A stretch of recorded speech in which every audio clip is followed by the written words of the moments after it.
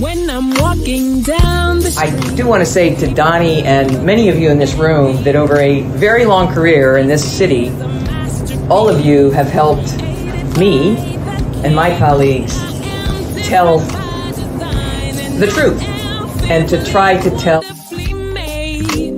I may not look like you and you me, but Take my hat off. I'm from South Carolina, so I just. What does this event mean to you, Miss Peggy Moss? Oh, my heart. Happy 20th anniversary. My heart is about loving up on my sisters. Do you know what it feels like to have your sisters in the room? Done. And dare to be different and unique. I'm gonna be the best me I can be by letting His glory shine through.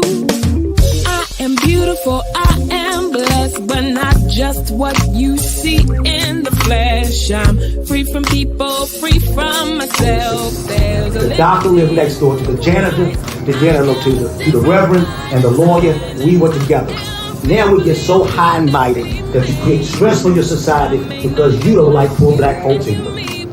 That's a health problem. Get yourself together so I can stop being taking care of geriatric people and get back to pediatrics. I thank you, Doni, for all you've done. Let's keep doing it all the more. letting His glory shine through. Dare to be you, dare to be me, dare to be different and unique. I'm gonna be the best me I can be by letting His glory shine through. And I dare you, I dare you, I dare you to be you. First name's Doni, last name's Glover. Entered the winner for the long haul, baby. It's election day, and we hope that you are voting. My God, people died for us to have the right to vote. There was a time when black people couldn't vote, when women couldn't vote, and now we all can vote, so we need to vote. And without further ado, today's guest, Catonya Lester. Did you vote? Did you vote? I want to know. On my way today. It's a necessity. Good morning, everyone. Good morning, Doni. Catonya Lester, how are you? Fantastic. Huh? Fantastic. Blessed to be in the land of the living today. So who is Catonya Lester? Who is Catonya Lester? Oh my God, was it that different? That's deep. It changes from day to day sometimes, and people need to understand that it's okay. You can never really be too constant, but for the most part, I'm a woman that was born in North Carolina, grew up in the wonderful city of Baltimore, educated in Baltimore as well, and enjoying serving the people of Baltimore. I'm the oldest in my family, so I've always been like paving the way, trying different things, making mistakes, trying to help family make sure that they succeed and don't make the mistakes, and learning from them all the way, making some great strides, although it may have taken a little longer than I had planned. You know how you set your plan or where you're going to be in the next 5 years, and then it actually takes 10, 15, or sometimes longer to get there, but actually getting there. I love people. I love my family. I love people. And that's me pretty much. I'm a mother. I'm a grandmother. And a lot more things that I'm sure we'll be talking about today. Catonya Lester PR. What made you open a PR firm? Well, that goes along the lines of me, like I said, striving and going back to different things, accomplishing things that should have been accomplished. So I started at Morgan State University back in 1987. And at that time, I had an interest in accounting. Went on, lived my life, and got involved in, doing some administrative work and doing some public relations freelance. And when the opportunity was presented for me to go back to Morgan full time to finish my degree, I then went back to Morgan and got my degree in public relations, advertising, and media sales from the School of Global Journalism and Communications. And I'm still stay connected to Morgan as well as my school, giving back to the students that are there. And I've been able to take those skills and transition into my own freelance public relations company, and then also to be able to transition those skills to work in public service. And Who was I your really favorite love professor at Morgan? my favorite professor is Dr. Janice Smith, and Why? because she's a wonderful professor, she's a great human being, and I was able to learn a lot from her in Like reference what? to the courses that I studied. She's one of my favorite. Like what? Tell me something you learned in her class. I learned that I am a great writer. I always knew that, but it was reinforced through her for me to understand that I'm a great writer and that I can just be whatever I want to be. And I do my best to instill that within my family, my children, anyone that I come across to just really be great and empowering with them. But she's a great person because she cares about all of her students and she wants to see all of them succeed, no matter what the level is. And she's always reaching out and making sure that we do our best, not only in the classroom, but also out in the field as it pertains to our studies, as it pertains to life. And it's really great that I'm able to stay connected so that I can help those students as well. And then to see them later on in life when they come back and say, oh my God, you gave me my first PR job, or the fact that I was instrumental in helping them move along as well. You've helped a lot of people? I think so. Yes, especially. Okay. What happened? What happened? What'd you do? Your volume went off. I'm sorry. I was trying to cut it up. I said yes, especially when I can, go back and help the students so that they can come up. Because a lot of times when you're going through the school and you're finishing college, you're so engrossed in what's actually happening on campus and the things that are there. But a lot of times with students in their field, they need to be able to outsource their talents and their education and go out into the world and actually do some things, including, the internships. Those are really important. But then also, the real life work experience. So what type of is volunteer work important to someone entering into the PR field? Volunteer work is important. Paid is important as well. That's actually how I got started in reference to public relations, doing. Which one? Paid or volunteer? I'm going to call it resume work. We're not. Some people call it volunteer work. I call it resume building work. And that's how I met you. Got started. You presented some paid opportunities, some wonderful opportunities as well in the past. But a lot of the resume building work is really important because you get a better understanding of what fields you may want to work in, whether it's entertainment, nonprofit, whether it's working for individuals or corporate public relations. So I've had the opportunity to be able to do a variety of those things, which led me to eventually government as well. So yeah, it's important. And then as you build your resume, you'll be able to do the paid work. Well, do students today believe in that? They should. I mean, my first newspaper job was actually volunteer, and within 30 days I was hired. But when I'm just asking, and because I haven't asked in years, the last time I did ask, I was blown away where students felt entitled to get paid, and they have absolutely no resume. Exactly. It's like, okay. Yes. That it's even. I understand wanting to get paid, but you got to bring something to the table. Something and to so the table. if you bring nothing to the table and people have to train you, have to teach you. I had a guy. I hope he's not watching this show right now, but he sent out a press release. First of all, the press release was in a PDF format. Okay.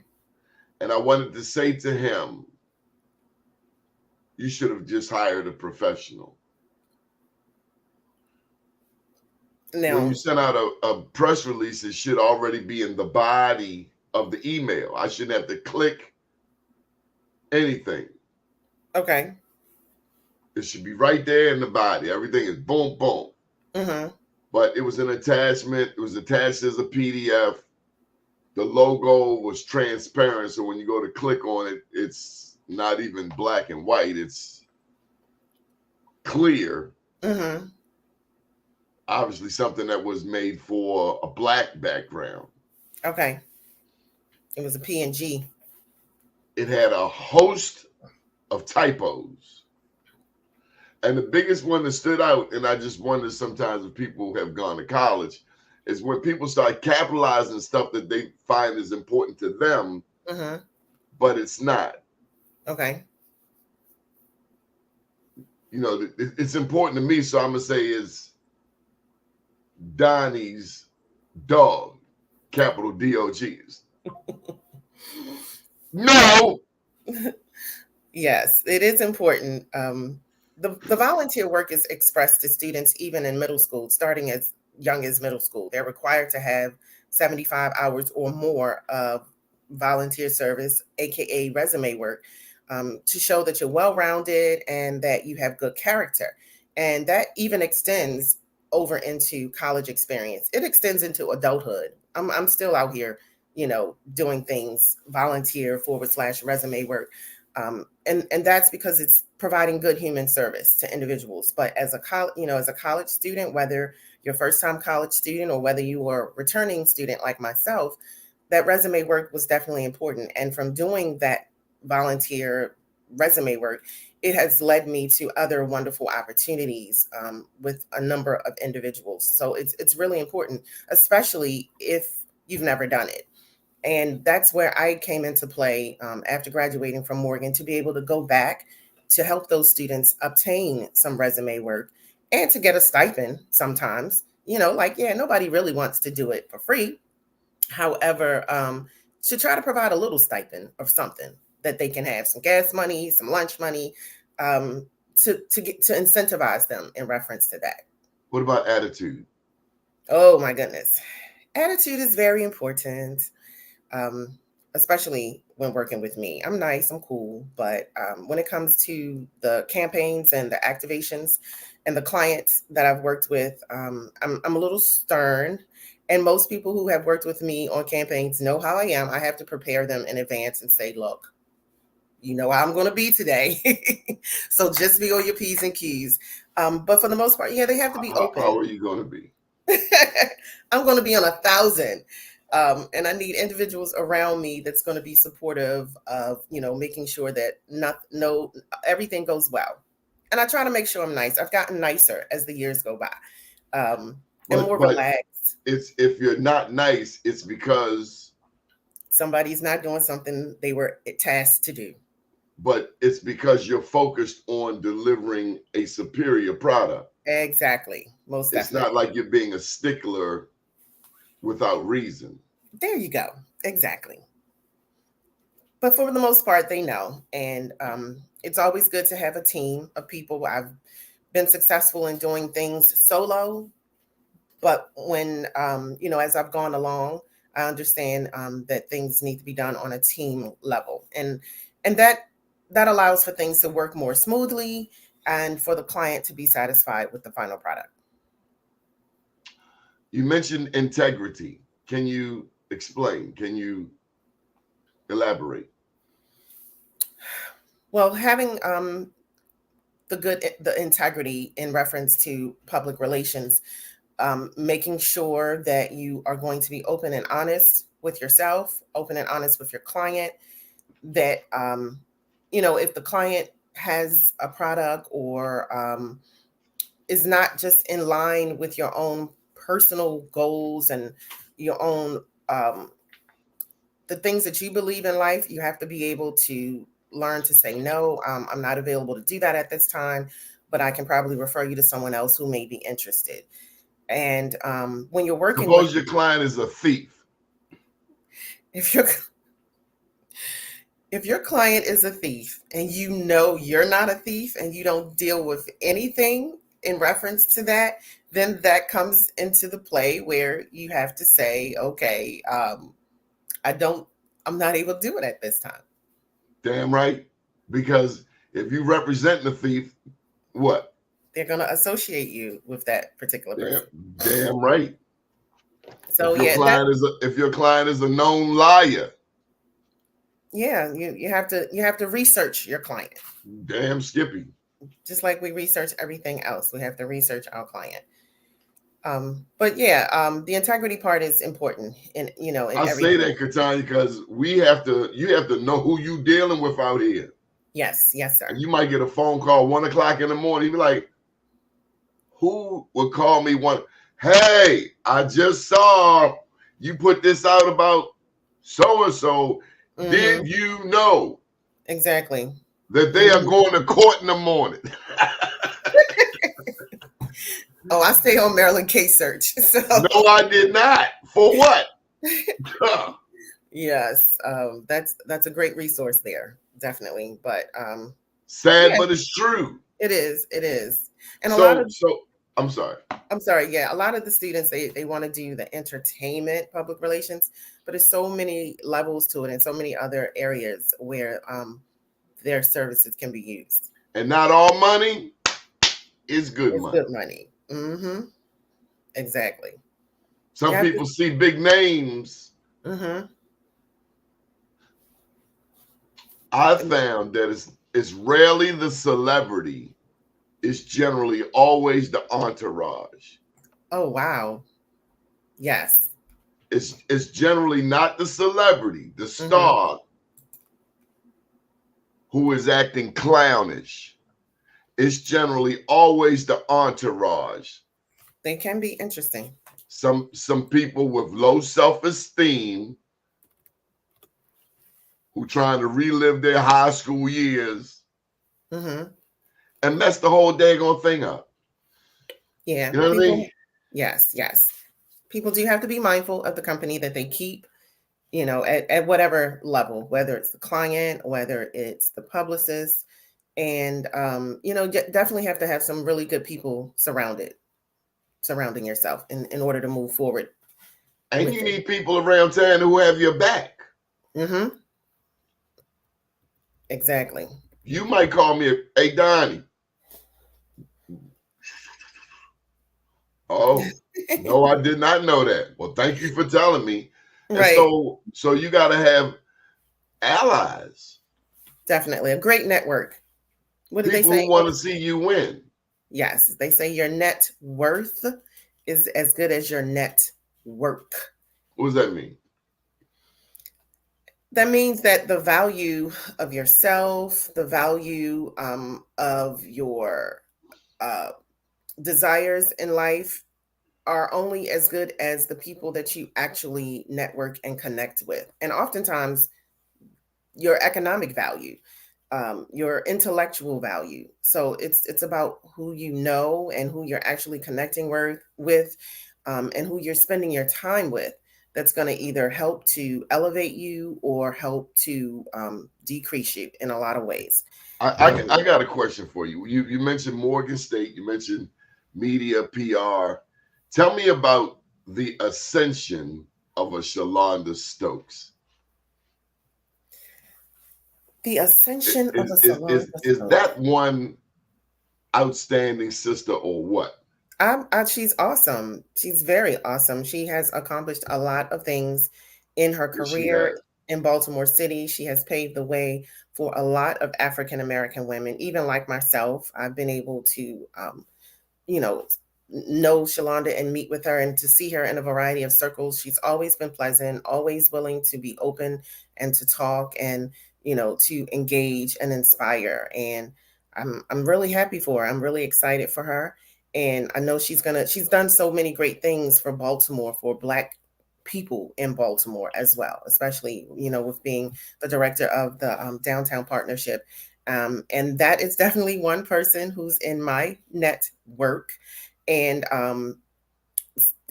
a lot of individuals, if you're serious about the type of work that she does, they would need to connect with her as well. And she's helped a lot of, not just women, she's helped Black men as well.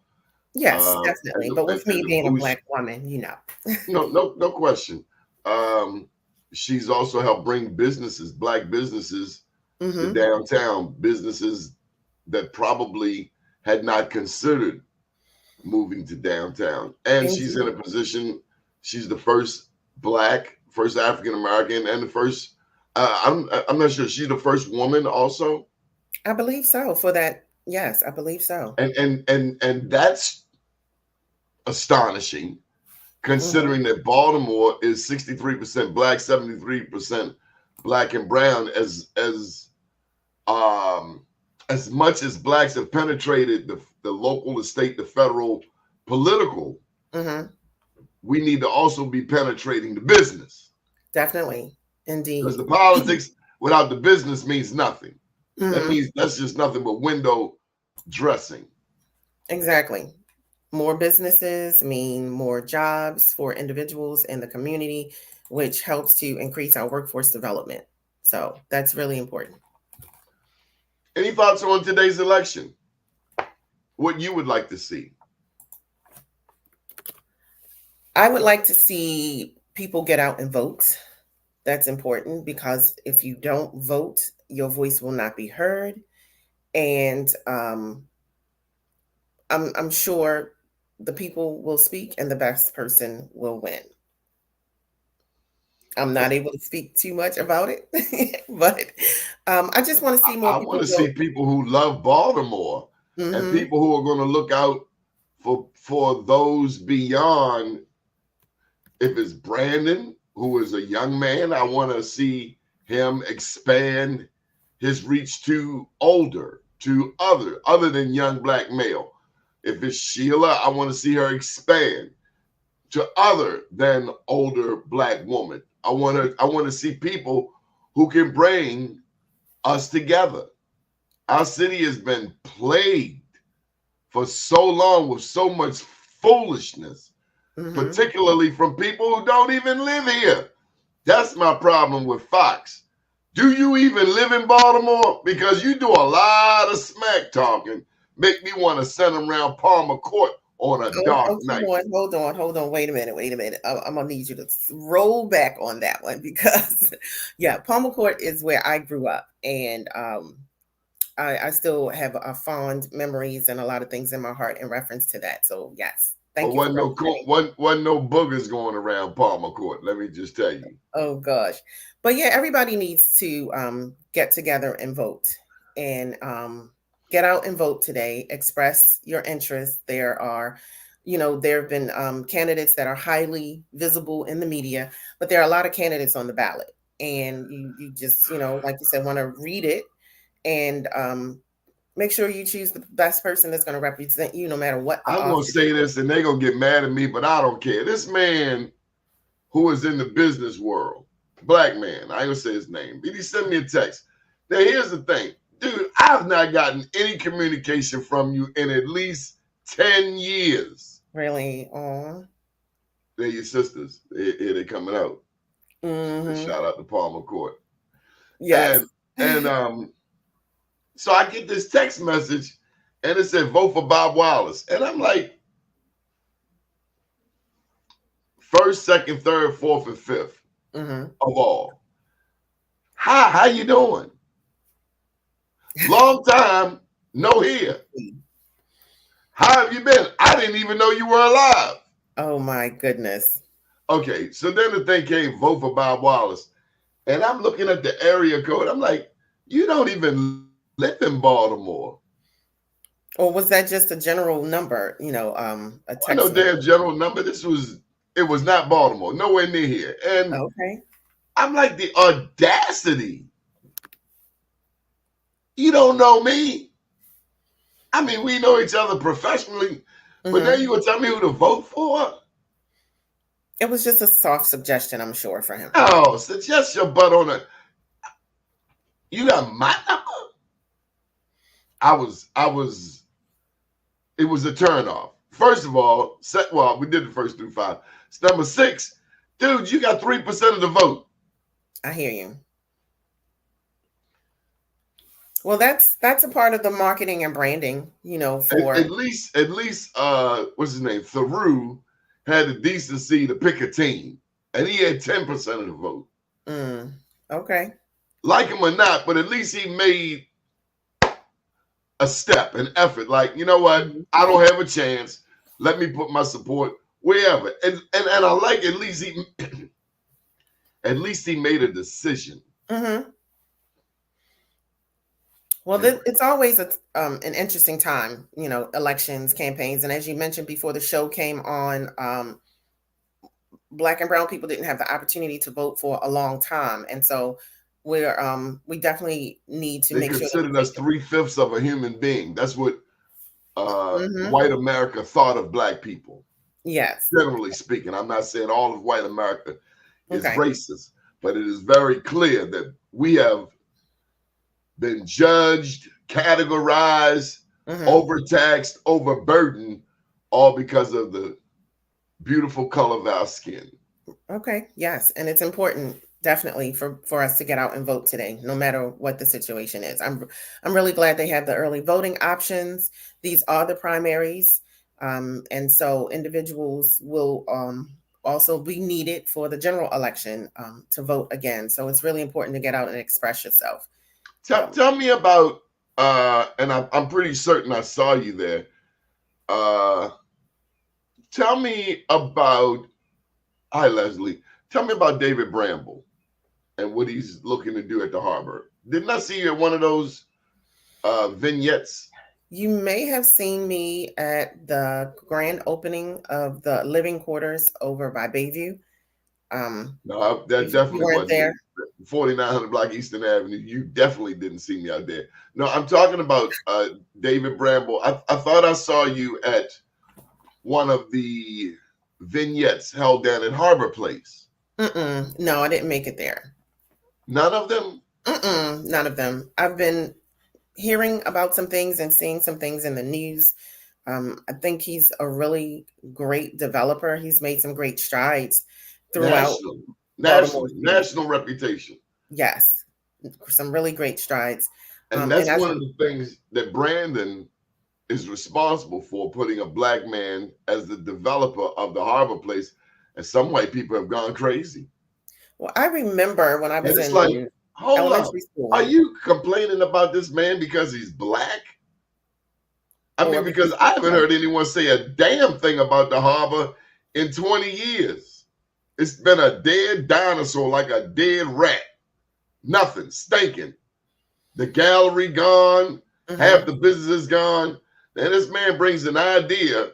Now, you don't get to be a national developer being a dummy. Plus, he went to Princeton, so we know he's not a dummy. Very intelligent. So are these people opposing him simply because he's Black? Or do you think they're making sense? They say he's blocking out the skyline.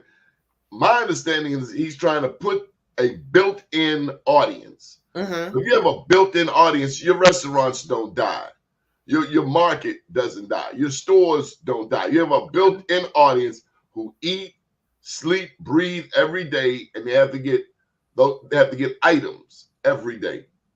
I mean, you got to do something. Right. I agree with you, David. Mr. David Bramble is brilliant. He knows exactly what he's doing, like you said, based upon his experience on a national level. And I remember when Harbor Place was built.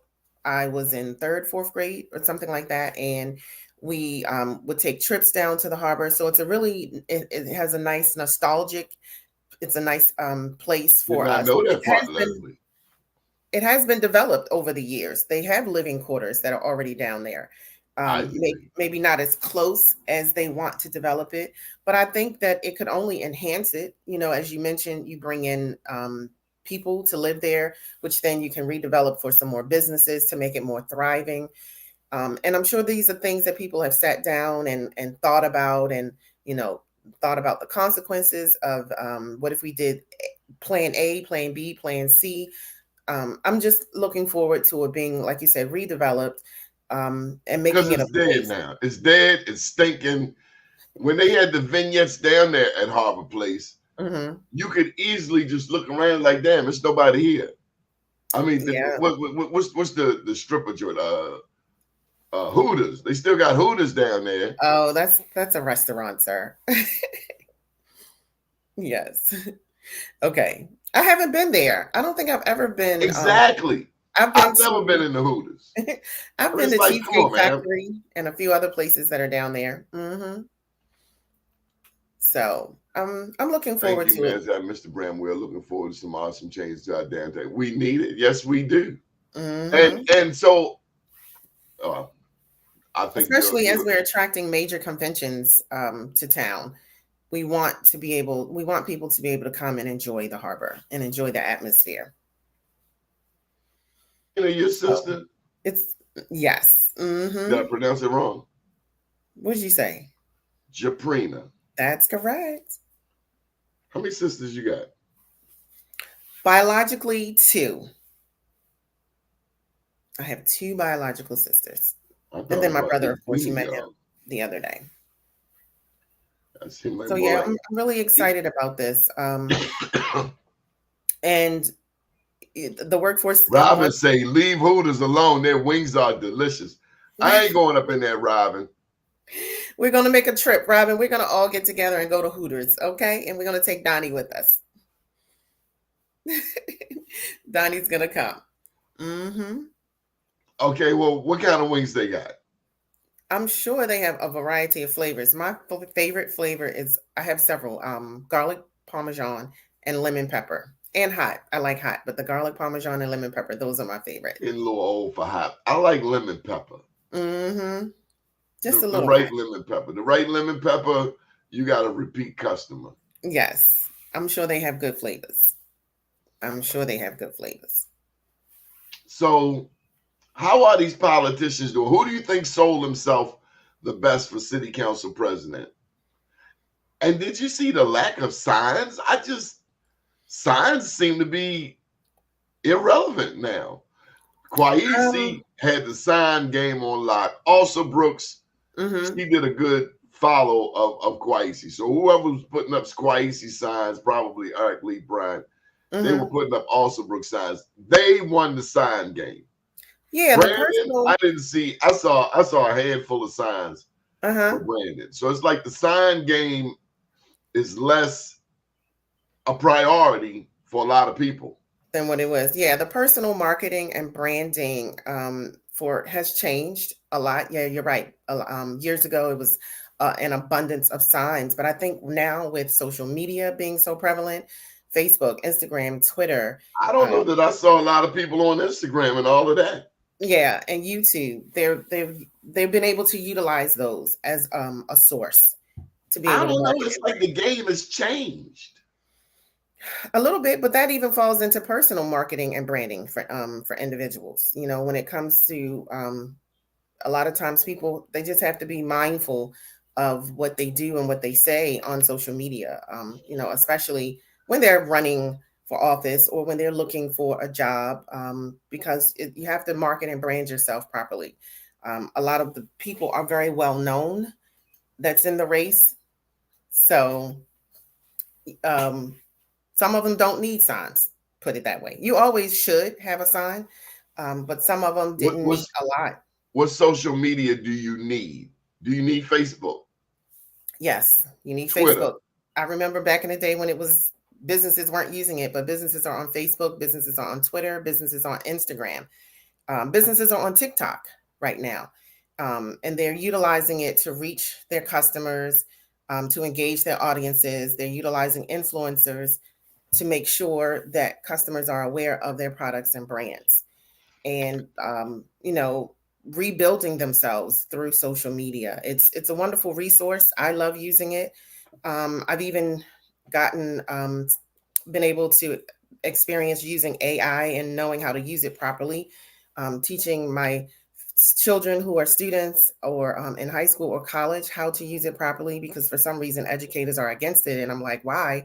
It's a digital library to some degree, although it's a compilation of a variety of things, but teaching them how to use it and then also being able to back it up with actual facts. So I'm loving this technology age that we're in right now, because you and I grew up when we had to be tactile.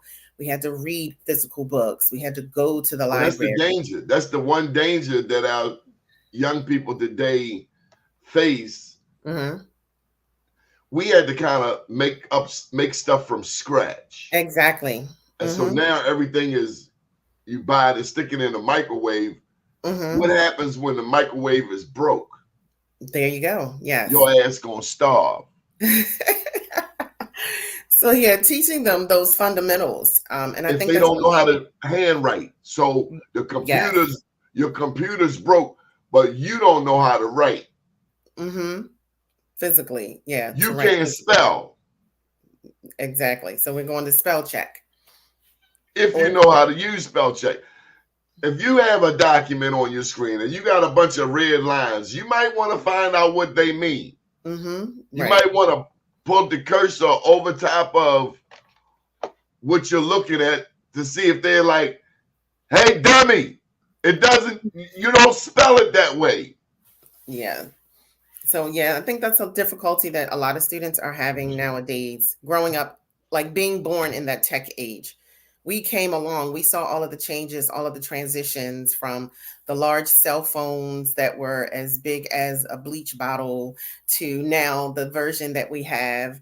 And like I said, going to the library to actually being able to click and copy and paste and things of that nature, and knowing how to write a paper in 2 days if I'm need be. scared of what I might find today. Do people even know how to alphabetize, for instance? Hmm. We have to reach back and continuously teach them that, because technology makes it easier and it makes things faster and quicker, but it sometimes truncates our knowledge, and so we have to be able to utilize our brain and really think logically and strategically, and continue to do that. So I still like doing word puzzles, and going back to the basics and doing things like that, because you can become overwhelmed. Sometimes we have to take a break from all of the social media and all of the notifications that we're getting on our phones. Sometimes If, we just have if, to cut it off and just say, okay, no social media today, no phone calls today. We need a mental health day. if you were to teach a class at Morgan State University School of Global Journalism, what would be 3 of your priorities? For myself or the students? 3 priorities for the Students. students. Um, Priority number 1, you have to come to class and you have to come on time. Priority number 2, you have to love public relations. You have to want to love public relations. A lot of students took that major just because they thought it was easy, but they didn't understand the concepts behind what it is. So they need to study public relations before, review it and understand what it is before they get there. And number 3, they have to be willing to learn to become a good writer. If they're not, they have to want to learn to increase their writing skills. That All of separates the that separates me from the pack, writing.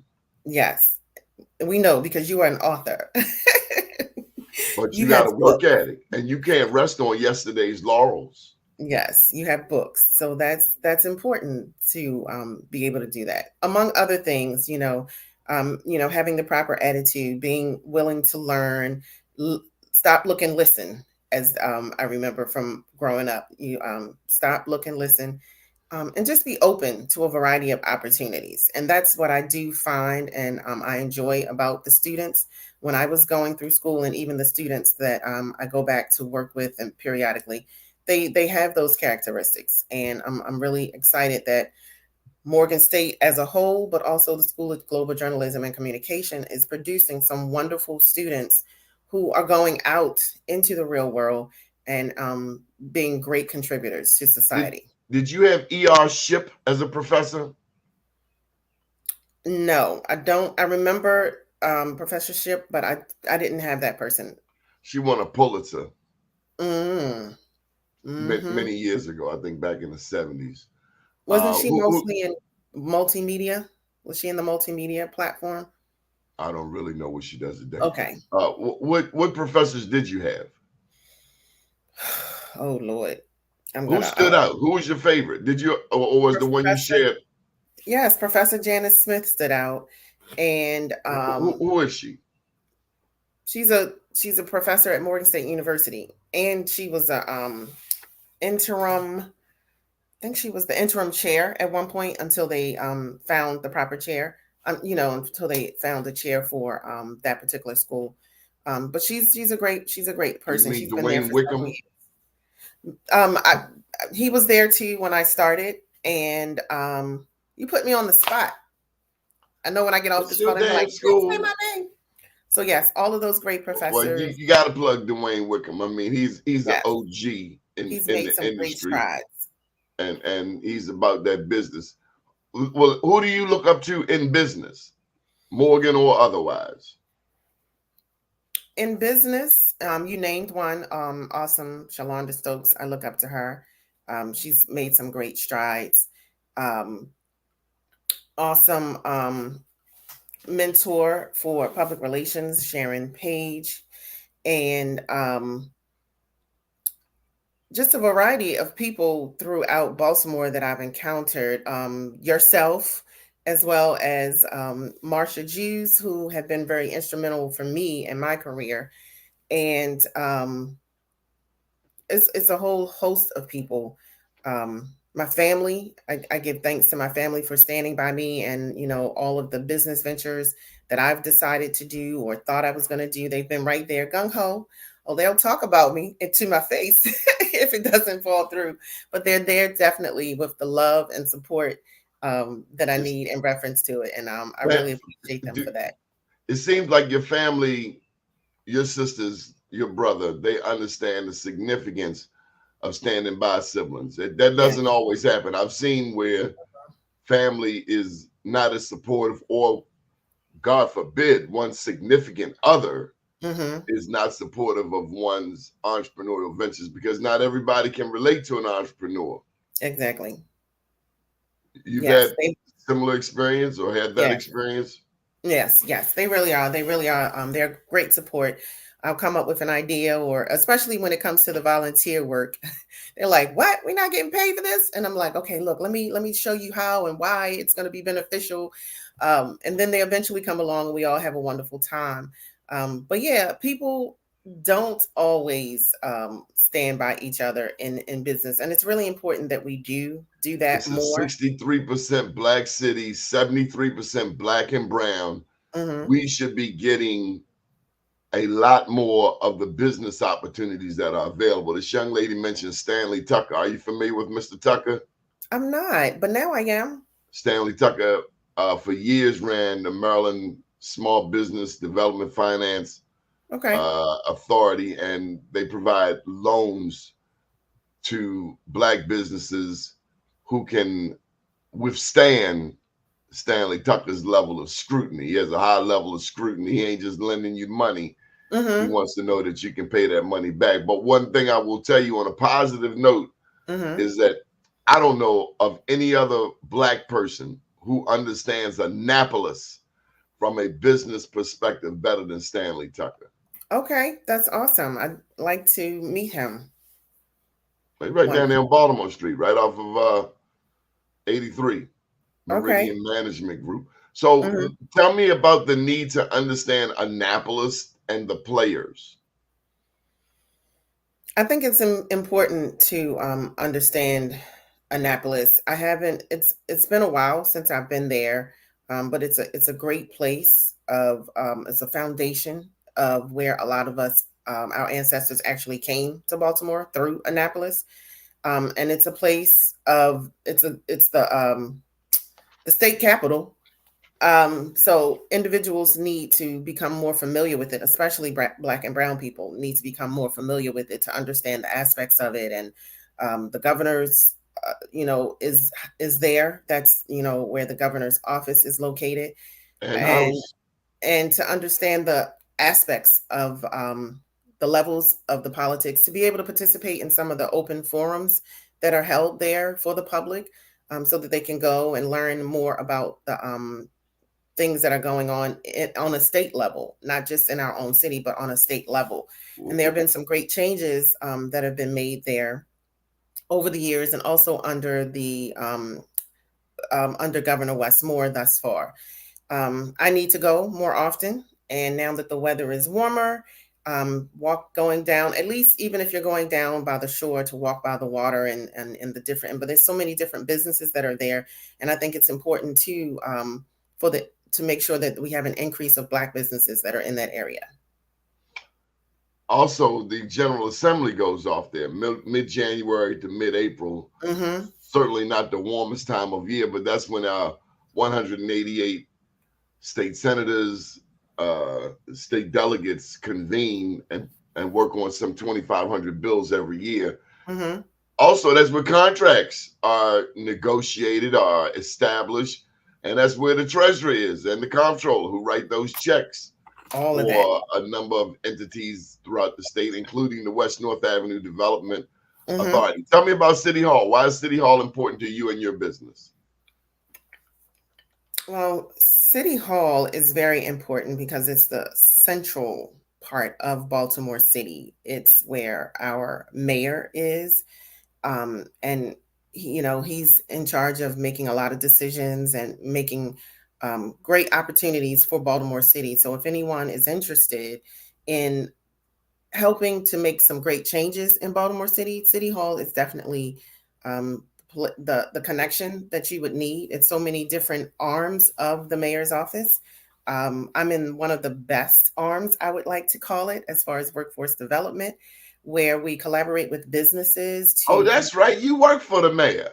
Yes, to help people. Well, you can't give us no unbiased opinion. Never. All you gonna do is say, "Go, Brandon, go, Brandon, go." So it's a great we have great opportunities though within the workforce development division, collaborating with wonderful businesses to help them hire qualified job seekers, and also helping those job seekers develop the skills that they need, or helping them to refer them to the particular positions. We help all individuals, whether you're unemployed, underemployed, re-entry, domestic engineer, which is another word for a stay-at-home mom, or if you're even professionals. You just schooled me. Say it again. Domestic engineer. I've never heard that in my life. You Black women always making up some stuff. Domestic. Robin Murphy, do you hear that? Domestic engineer. Well, yes. And we have a variety. Blow me away. We have a variety of other names. Well, damn, I gotta write that down. Hold up. He is a domestic engineer. What the? Yes, that's something that can be used for stay-at-home moms if they're going back to work. Can a man be a domestic engineer? If he was a stay-at-home dad, yes, and to include what your tasks and duties were, taking care of the house, managing the household, doing finances. It's a variety of ways that we can help individuals create a resume. And that's one of the parts that I love when it comes to AI, where you can utilize that to help people create resumes for different things.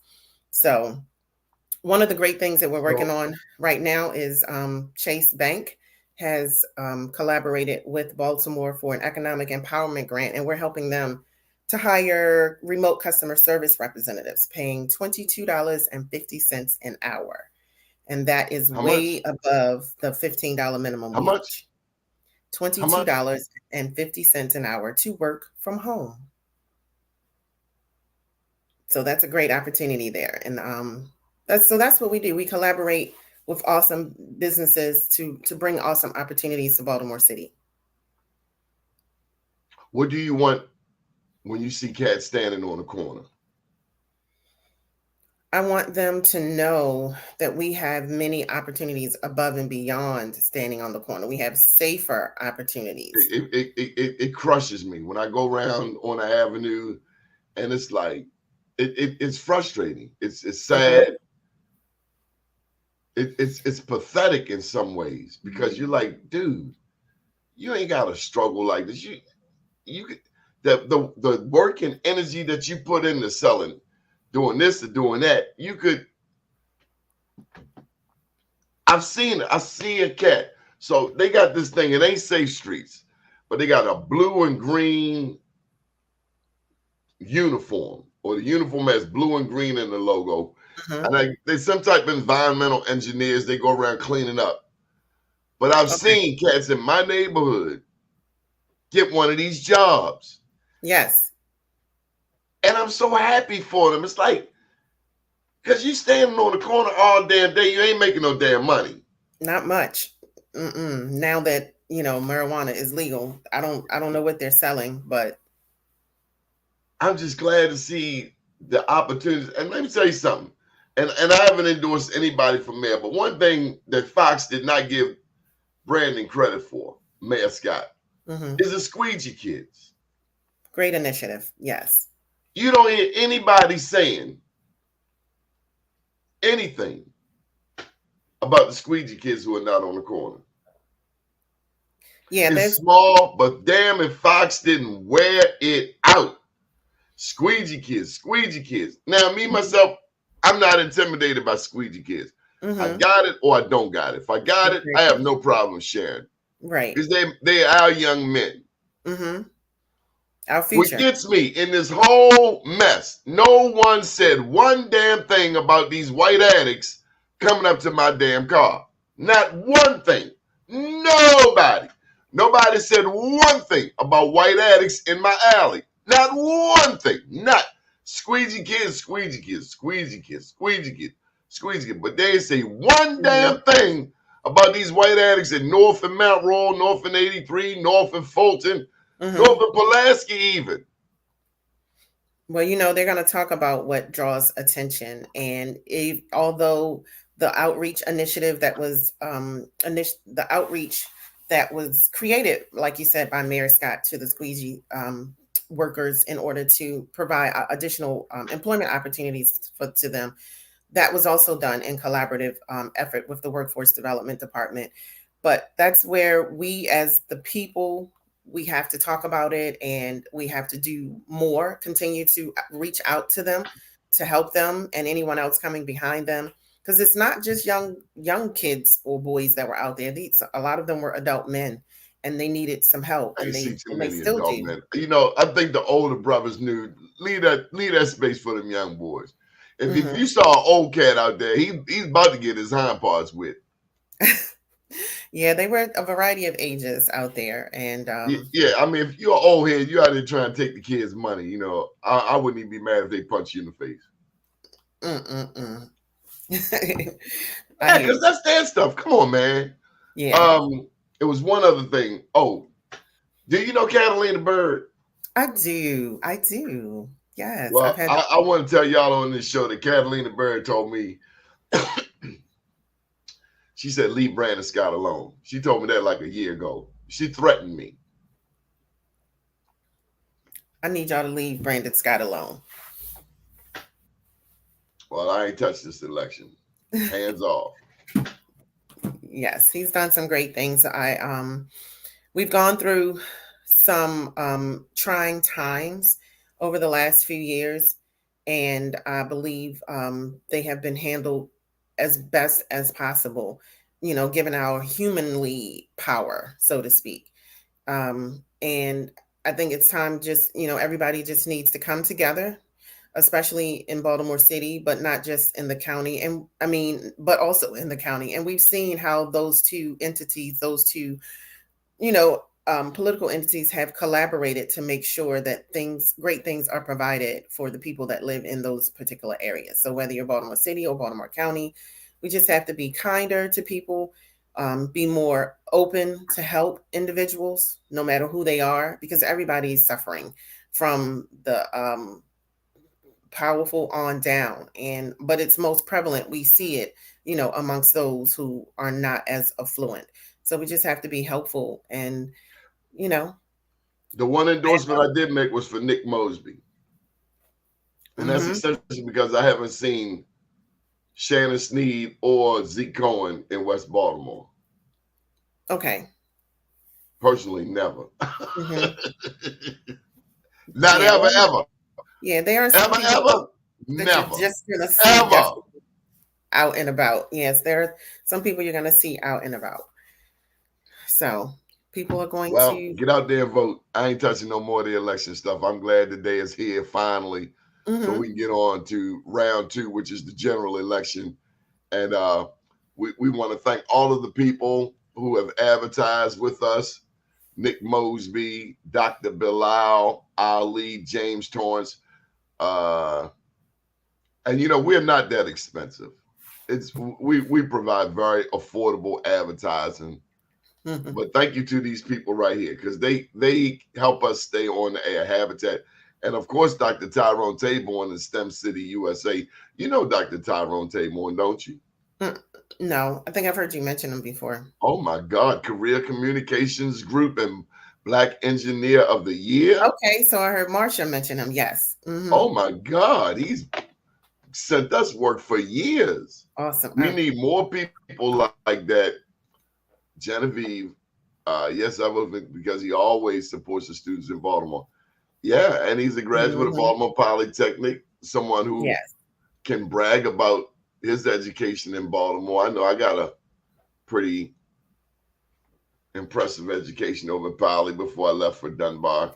Didn't get a girlfriend in Poly. I had to leave that place. And I'm a Western girl. Did you? Western wasn't all that nice either. Western was great. Not like Dunbar, boo-boo. We can sit all day and talk about this high school rivalry. Ain't nothing to talk about. Most definitely. You wish you had a Dunbar experience. I'm sure. We're going to give kudos to Dunbar, no doubt. What school did you claim? Western High School. Western was all right. Next door to Poly. No, really? I'm hearing that there's some renovations that are going to be taking place. I know all of the $15 billion has come through the Maryland State Lottery, and they ain't got no damn heat in the air at Poly City. I know that's despicable. And I don't care how many damn black governors, black mayors, whatever. If you don't put some damn heat in our schools and some air in our schools, I ain't vote for none of y'all. Yeah, we do need some schools. You damn skippy, we do. It's unacceptable. New baseball stadium, I'm getting ready to get off. Don't go off. Please don't go off, Donnie. Reel it in. Woosah. Yes. One day maybe I'll run for something, but I ain't into running. I'll walk. Okay. You know what the young bull said to the old bull? Mm-mm. I had to tell you that off air. Anyway, It's been a beautiful thing. Anything? Let me let you do a commercial. Here, you ready? I guess, yes. All right. Hit him with your best shot. Well, thank you, everybody, for having me. It's always a pleasure being here with Donnie to talk to him about opportunities and express some views. And I just wanted to say that if anyone is looking for any particular help or services, I'll definitely drop the information in the chat below.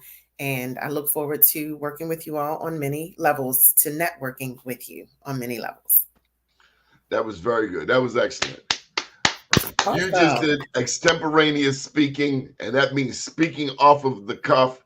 As soon as they hand you the mic, being able to handle that mic, command attention, have something intelligent to say, succinct, and don't take all damn day. Excellent job. You get an A+. Okay, thank you. Thank you. Go Morgan State. Yes. Thank you for joining us. Up to date, down tomorrow. Do your day and everything will follow. Nothing to it but to do it. I got to do it, regardless of how I feel. I am somebody. I am my brother's keeper. Yes. Good morning, world. Good morning.